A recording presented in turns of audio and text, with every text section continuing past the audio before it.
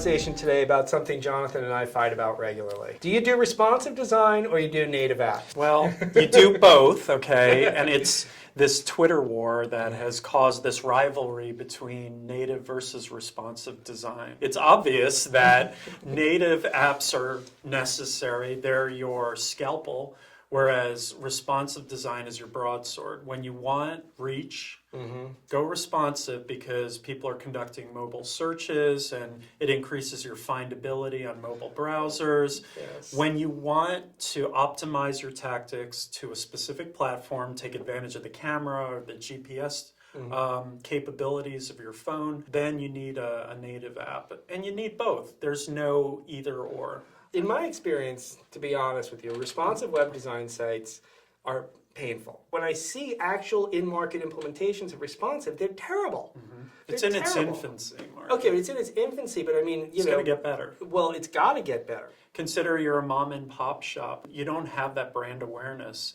You're going to have to be available via the web browser on mobile devices, and that site better look good. So you kind of have to optimize for all devices because you can't be sure how a user is going to access your services. I agree with you that the Achilles heel of responsive design is performance. Okay. And so at EPAM, in our responsive design process, we allocate extra sprints, extra time to improve performance. We call it release readiness phase. Right. And we have additional sprints that are just there to make sure that our sites and experiences are performing as quickly as possible. It sounds like a lot of upfront cost. I mean, it sounds like it's more expensive. Is it more expensive? Think about the amount of money that a business spends launching a website, launching a mobile app for iPad, and then for iPhone, and then for this Android device, and that Android device. You know, you stack up those costs.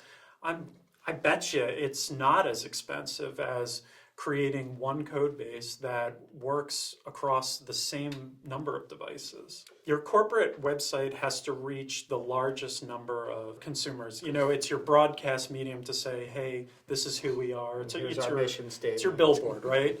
And that billboard should be optimized for any medium, any platform. I mean, okay, so I download an app, I install an app, and now I've got an app. It's not that big a deal, really. So you don't think it's a big deal that first you have to know that a native app exists for the brand that you want to engage with. Yes. Once you find it, you have to download it onto your device. Sometimes it costs money. That's step 2. And then step 3, you know, it has to prove to be a valuable experience that you return to, otherwise you delete it. I find that to be a lot of friction versus go to this URL. It could be promoted after a TV show, and I get the experience. So reducing the friction is one benefit of responsive experience versus downloading a native app. One of the other things I think is that right now the coding methodology is pretty inefficient, because I noticed that a lot of responsive sites, they send a 3 megabyte payload down and then they leave it to the client to sort that out. Do you think adaptive, which is where that sorting out's happening on the server side, is the right approach, or where this will evolve to? The holy grail of responsive design is to have a single code base to manage. So when you introduce new code, as with adaptive technologies,